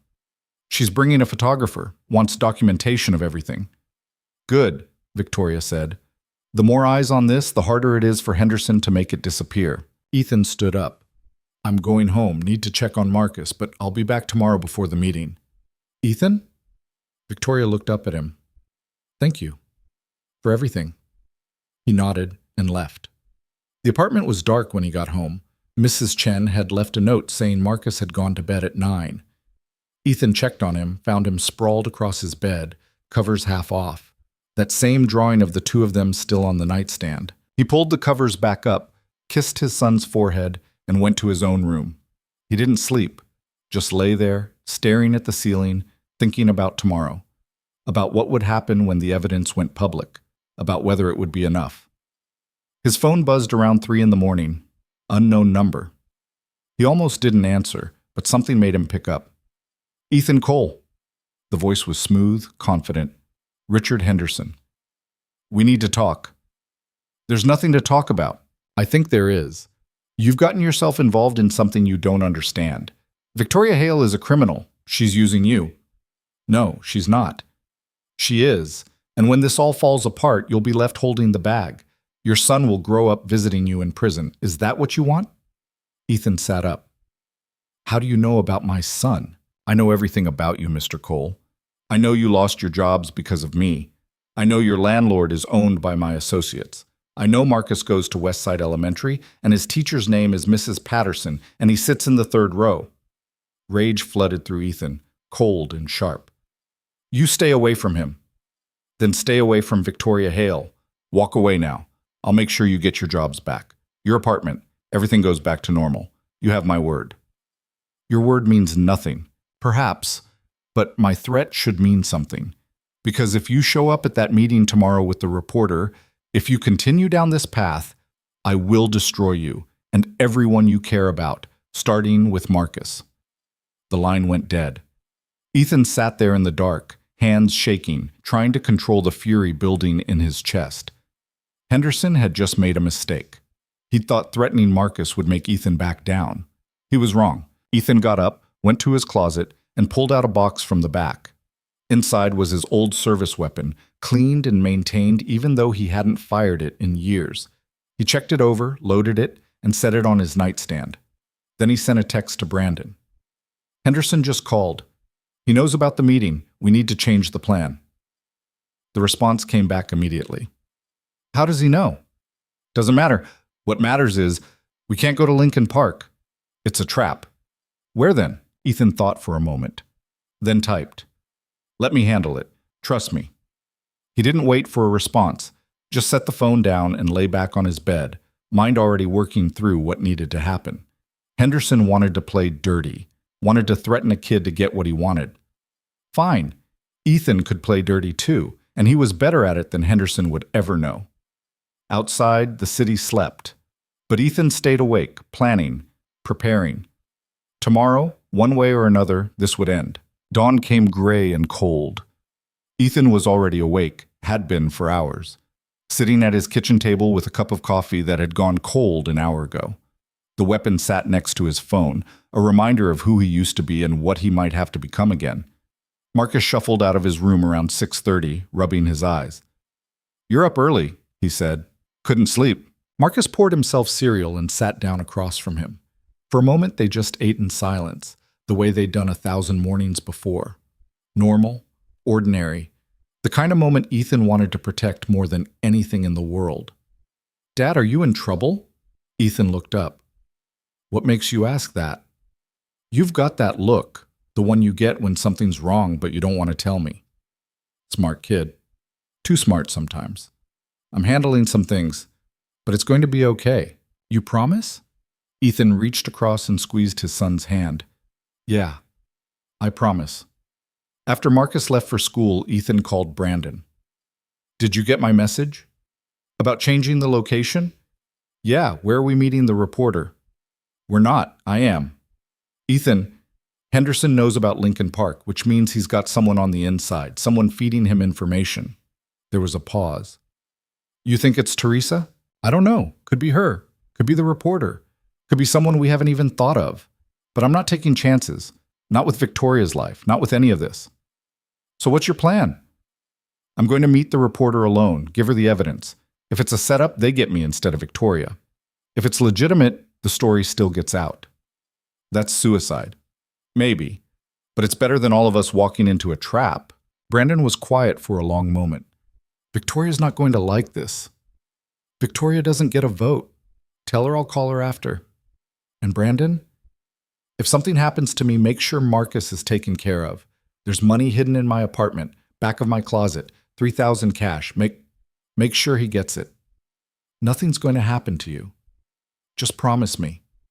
I promise. Ethan hung up and texted the reporter directly. Sarah Chen. He'd gotten her number from Teresa's laptop last night when no one was looking. Change of plans. Meet me at the Central Library. Main reading room. Noon. Come alone. The response came back 5 minutes later. How do I know this is legitimate? You don't. But if you want the biggest story of your career, you'll show up. No response after that. Ethan pocketed his phone and started getting ready. He left the weapon at home. If this went bad, a gun wouldn't save him anyway. Not against the kind of resources Henderson could bring to bear. The library was downtown, a massive stone building that had been there since before Ethan was born. He arrived at 11, an hour early, and walked through every floor. Checked the exits, noted the security cameras, watched the people coming and going. At 11:45, he positioned himself in the main reading room, sat at a table near the back where he could see both entrances. The evidence was on a USB drive in his pocket, identical to the one Reardon had given them. Teresa had made copies last night. Sarah Chen walked in at exactly noon. She was younger than Ethan expected, maybe 30, with short dark hair and glasses. She carried a messenger bag and looked around the room like she was expecting trouble. Their eyes met. She walked over. "Ethan Cole?" "Sarah Chen." She sat down across from him. "This better be worth it. I canceled 2 other meetings to be here." "It is." "So where's Victoria Hale?" "Somewhere safe." "I was told she'd be here. Plans changed. You're getting the story either way." Ethan pulled out the USB drive and set it on the table between them. "Everything's on here. Proof that Richard Henderson, Marcus Voss, and Elena Castellano used Hale Industries to launder money for years. Offshore accounts, shell companies, transaction records, all of it." Sarah picked up the drive, turned it over in her hands. "How do I know this is real?" "Because James Reardon is willing to go on record. He's the accountant who originally found the discrepancies. He'll verify everything on that drive." "And Victoria Hale? Will she talk?" "Yes, but not until after you publish. She can't risk being silenced before the story goes public." Sarah leaned back in her chair, studying him. "You know what happens to whistleblowers in this city? They end up discredited, destroyed, sometimes dead. Why should I trust that this isn't some elaborate setup? Because I've got nothing to gain from this. I'm just a guy trying to do the right thing." "Nobody's just anything." Ethan met her eyes. "Richard Henderson threatened my son yesterday. Told me he'd hurt him if I didn't back off. So yeah, I've got skin in this game. But that doesn't make the evidence any less real." Sarah's expression shifted slightly. "He threatened your kid?" "Yeah." She was quiet for a moment. Then she opened her bag and pulled out a small recording device. "Tell me everything, from the beginning." Ethan did. Told her about Victoria hiring him, about the gala, about Henderson's bounty and the attack on Brandon, about Reardon and the evidence. He talked for 20 minutes straight while Sarah took notes and asked questions. When he finished, she sat back. "This is big. Bigger than I expected." "Can you run it?" "If I can verify the sources, I'll need to talk to Reardon, and I'll need independent confirmation of the financial records." "How long will that take?" 3 days, maybe 4. "We don't have 4 days. Henderson's already moving against us." "Then I'll work fast, but I'm not publishing something this explosive without proper verification. That's how you get sued into oblivion." Ethan understood. Didn't like it, but understood. "There's one more thing," Sarah said. "I did some digging after you texted me this morning. Found something interesting." "What?" "Richard Henderson's son, Tyler. He's been seeing a therapist for the past 6 months. Depression, anxiety. The therapist's notes got leaked in a data breach last week. They mentioned Tyler expressing fear of his father, saying his father was involved in illegal activities." "How'd you get the therapist's notes?" "A source. But here's the thing. Those notes could corroborate your story, show that even Henderson's own son knew something was wrong." "Can you use them?" "Legally? Probably not. They're privileged, but they give me another thread to pull, another person to talk to." Ethan thought about Tyler's phone call, the kid's voice shaking as he warned them about his father. "Don't drag the kid into this more than you have to. He's already scared." "I'll be careful." Sarah stood up, slipping the USB drive into her bag. "I'll be in touch. And Mr. Cole, watch your back. If Henderson's threatening your family, he's not going to stop just because you talked to me." "I know." She left. Ethan sat there for another few minutes, watching the people around him reading books and working on laptops and living their lives without knowing that across town, powerful men were planning violence. His phone buzzed. Unknown number again. He answered. "What?" "Mr. Cole." Marcus Voss this time. His voice was calm, almost pleasant. I understand you met with a reporter today. Ethan's blood went cold. How do you... Please, did you really think we wouldn't be watching? You're predictable, all of you. What do you want? I want you to understand something. The story Sarah Chen is working on, it will never see print. We'll make sure of that. And anyone who tries to help her publish it will face consequences. You can't stop the truth, can't I? Voss laughed softly. Mr. Cole, I've been stopping the truth for 30 years. It's what I do. Victoria's evidence? Inadmissible. Obtained illegally. Reardon's testimony? He'll recant or disappear. The reporter? She'll find her career destroyed before she can type the first sentence. Then why are you calling me? Because I'm offering you a way out. Walk away now. Take your son and leave the city. I'll even help with relocation. New name, new life. All you have to do is disappear. And if I don't, then you'll wish you had. The line went dead. Ethan sat there, hands shaking with rage. These people, these entitled, untouchable people who thought they could threaten kids and buy silence and make problems disappear. He thought about taking the offer, grabbing Marcus and running, starting over somewhere far away where Henderson and Voss couldn't reach them. But he knew how that story ended. Running didn't work. Not from people like this. They'd find him eventually, and when they did, the ending would be worse. No, the only way out was through. He texted Brandon. We need to meet, all of us, tonight. By 7 that evening, they were gathered in Victoria's suite again. Brandon, Victoria, Teresa, and Riordan, who looked even worse than he had the day before. Voss called me, Ethan started. He knows about the reporter, knows about everything. How? Victoria asked. I don't know, but we've got a leak somewhere. Everyone looked at each other, suspicion hanging in the air like smoke. Teresa spoke first. It's not me. I've been with this family for 20 years. I'm not working for Voss. I never contacted anyone, Riordan said. I've been in that hotel room since yesterday. Brandon shook his head. It's not me either. They beat me, remember? Could be the reporter, Victoria said quietly. No, Ethan said. She didn't know about the meeting until this morning. Voss called me an hour after I met with her. That's not enough time for her to set something up. Then who? Ethan pulled out his phone, opened his messages, scrolled back to Tyler Henderson's text. The kid, he said. Tyler's been feeding me information, warning me about his father's moves. But what if he's been playing both sides? Telling his father everything we're planning?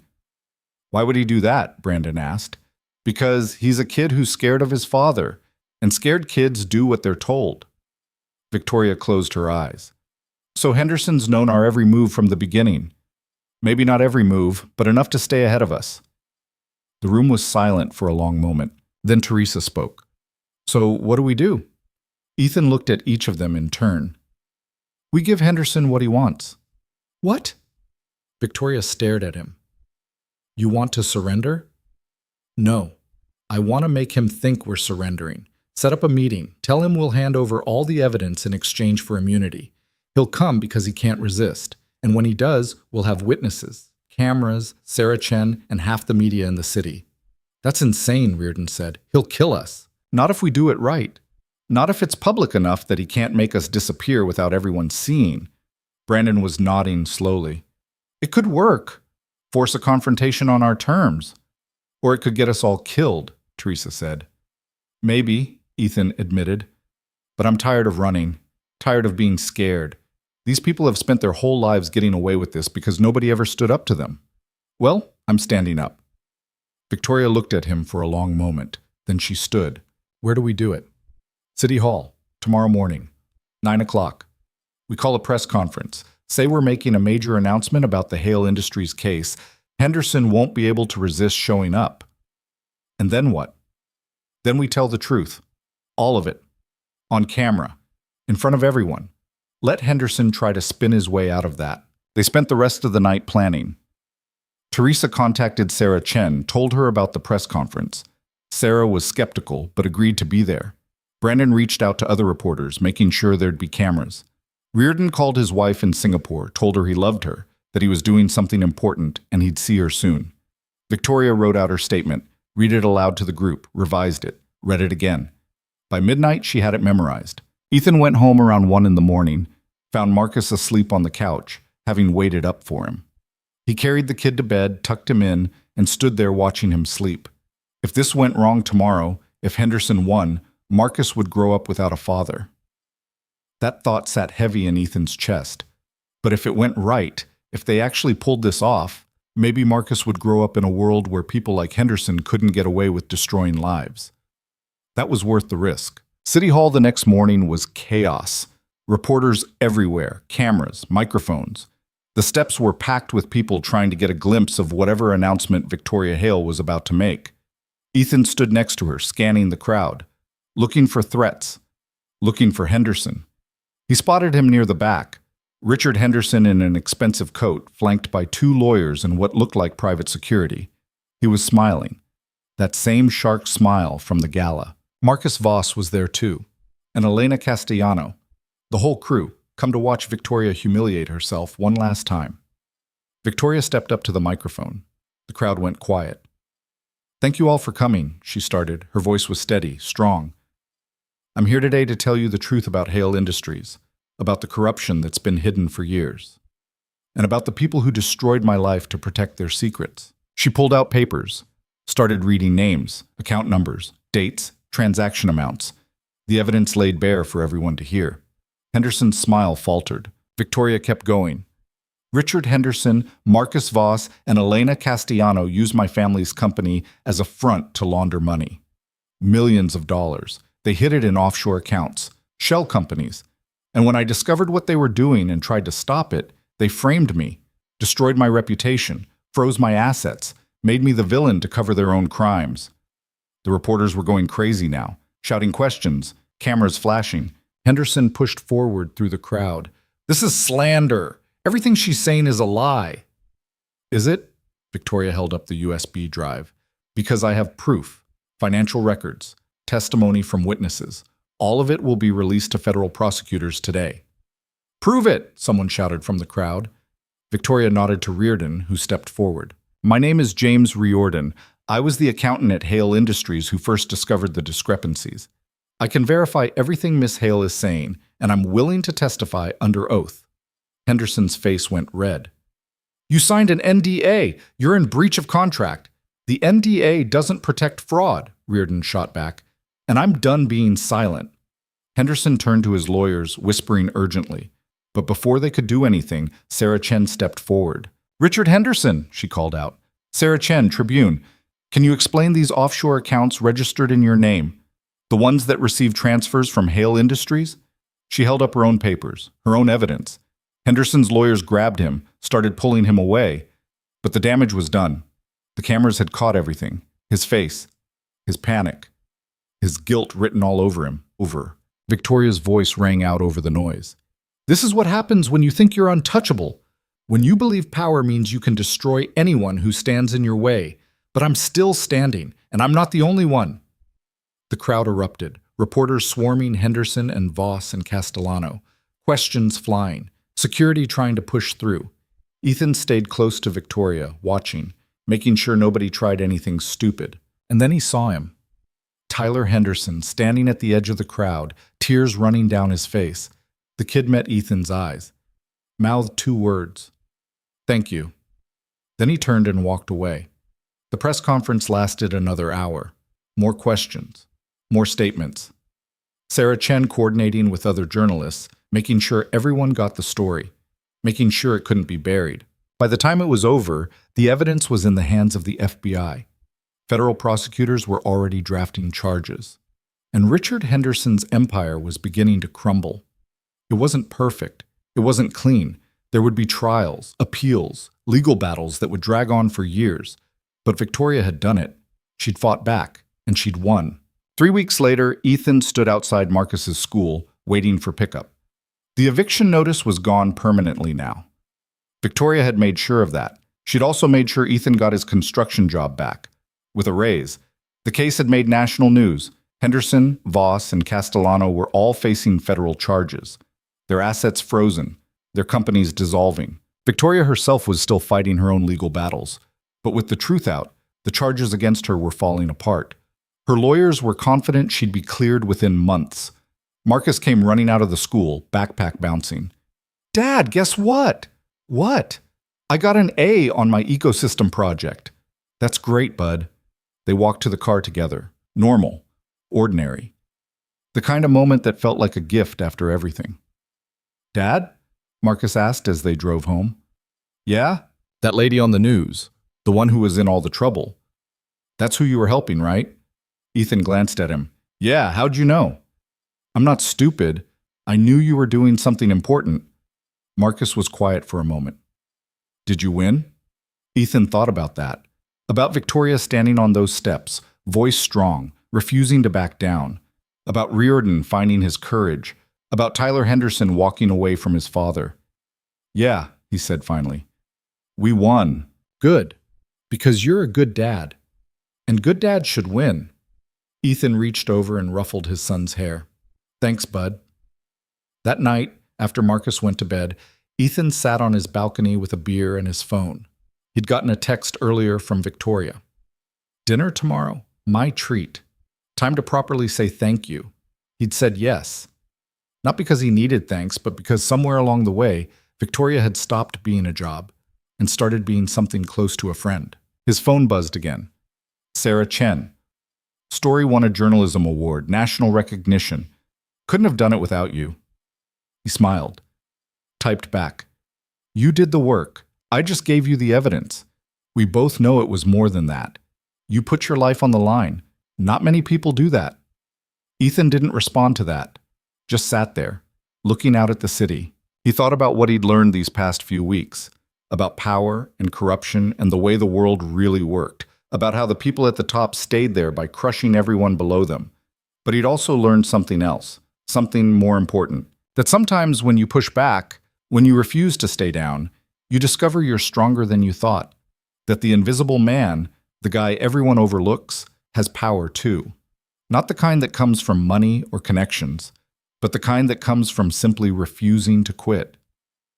Henderson and his friends had built their empire on the assumption that normal people would always back down, would always be too scared or too tired or too broken to fight back. They'd been wrong. And maybe that was the lesson. That the system only worked as long as people believed it was unbeatable. But the moment someone stood up and said no, the whole thing started to crack. Ethan finished his beer and went inside. Checked on Marcus one more time. The kid was sprawled across his bed, one arm hanging off the edge, peaceful. Tomorrow, they'd have breakfast together. Marcus would go to school. Ethan would go to work. Normal life resuming its rhythm. But Ethan would carry this with him. The knowledge that when it mattered, when everything was on the line, he hadn't run. He'd stood his ground. And that made all the difference. He turned off the lights and went to bed, thinking about second chances and new beginnings, and the way the world looked different when you stopped letting fear make your decisions. Outside, the city continued its endless rhythm. People sleeping and waking and going about their lives. Most of them would never know about the battle that had been fought in their streets, about the quiet man who'd helped take down an empire. But that was okay. Ethan had never done it for recognition. He'd done it because it was right, because his son was watching, because someone had to. And in the end, that was enough.